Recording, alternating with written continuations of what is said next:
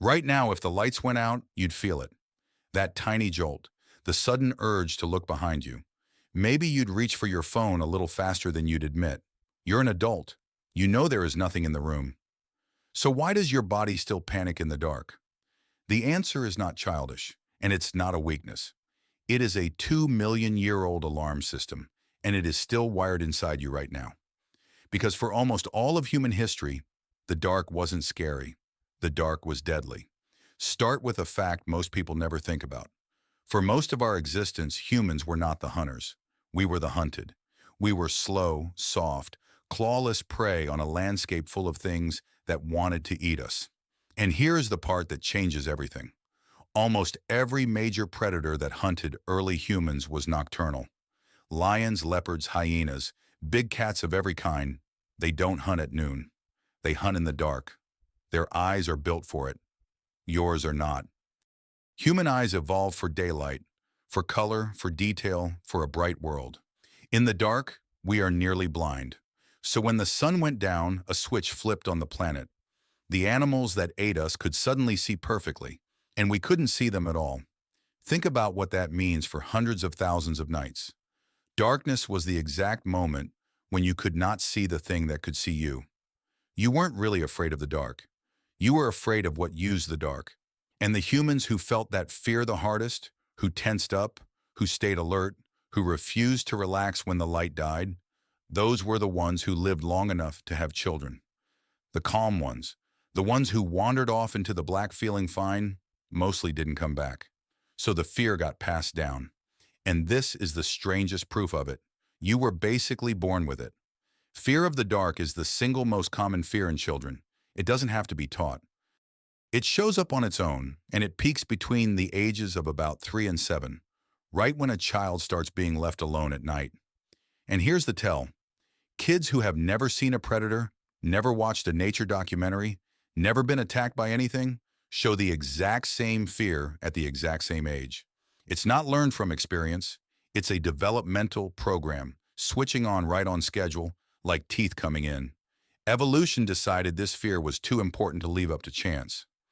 But it gets stranger because your brain doesn't just feel afraid in the dark. It actively invents things to be afraid of. Here's how. When light levels drop, activity in your amygdala, the fear center of your brain, ramps up. At the same time, your brain hates missing information. It cannot stand a blank. So when your eyes stop feeding it a picture, your brain fills in the dark itself, using prediction. Its best guess of what's probably there. And a brain that is already on edge doesn't guess nothing. It guesses threat. That shadow in the corner becomes a figure. That pile of clothes becomes a shape that's watching you. You are not imagining a monster because you're weak. You're imagining it because your survival brain would rather scare you 1,000 times over nothing than stay calm the one time something is actually there. And it goes even further than your eyes. In the dark, your whole body arms itself. In lab experiments, scientists found that simply turning off the lights measurably increases the human startle reflex. The flinch you get when something surprises you. Same person, same sudden noise. In the light, a small flinch. In the dark, a much bigger one. Your nervous system quietly shifts into combat mode the moment the sun goes down, and you don't even notice it happening. Now here is where it gets truly bizarre. And if this has ever happened to you, you already know how terrifying it is. You wake up in the middle of the night and you cannot move. Not your arms, not your legs, nothing. And there is something in the room.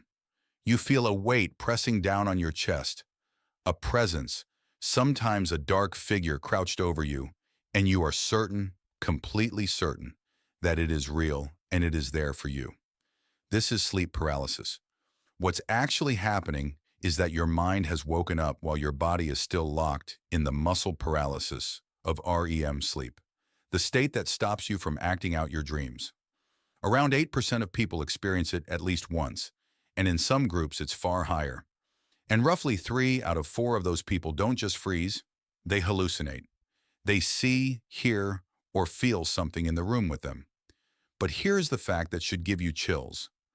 Cultures all over the world, people who never met, who lived thousands of miles and thousands of years apart, describe the exact same monster. In English folklore, it's the old hag, a witch who sits on your chest at night. In medieval Europe, it was a spirit called the mare that crushed sleepers, which is literally where our word nightmare comes from. There's the incubus. In Japan, kanashibari. Among the Hmong, a spirit called dabsog that presses down on the chest. In Arab tradition, Jathum, the name literally means the thing that sits heavily. In the Philippines, the batibat, a heavy creature that suffocates you in your sleep. Different continents, different languages, no contact, and the same creature every single time. A heavy presence, sitting on your chest, pinning you in the dark. That is not a coincidence. That is your oldest threat detector firing at full power, screaming something is on top of you, something is here, while your body lies frozen and helpless. Every culture felt the same ancient alarm. They just gave the monster different names. So how did our ancestors ever survive nights like this? They found the one thing that could push the dark back: fire. Because every big predator hunted at night, a campfire was more than warmth. It was a wall. It let a small, weak, half-blind group of humans hold a circle of safety in the black, and it stole back hours that used to belong entirely to death. For the first time in the history of life on Earth, the night wasn't only a time to hide and pray for dawn. Around that fire, humans could finally look out into the dark instead of being swallowed by it. But the fire didn't erase the fear. Nothing did. Because you're still carrying it right now. You feel it every time you walk down into a dark basement and your heart speeds up for no reason. Every time you climb the stairs at night and without deciding to, you take the last few steps a little faster, like something might grab your ankle. Every time you're alone in a dark house and you physically feel, that there is a presence in the room even though you know there isn't, you check behind the shower curtain. You don't look under the bed because part of you doesn't want to know. None of that is rational. None of it makes sense in a locked apartment with a phone in your hand. But it was never built for apartments. It was built for a world where the thing in the dark was real, and hesitating cost you your life.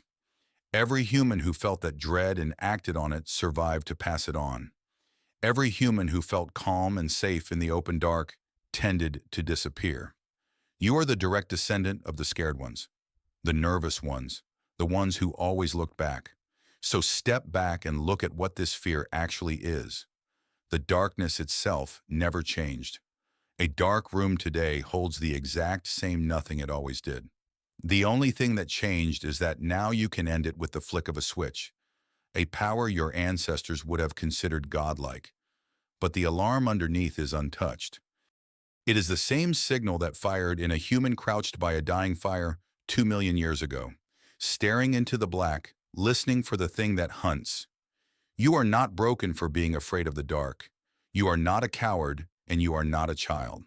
You are afraid of the dark because every single human who wasn't, who stepped into the black without a flicker of fear, got eaten before they could ever become someone's ancestor. The fear didn't survive by accident. It survived because it worked. And tonight, when you turn off the light and feel that old familiar prickle at the back of your neck, understand what it really is. It's not weakness. It's 2 million years of survivors, still whispering the same warning. Don't trust the dark.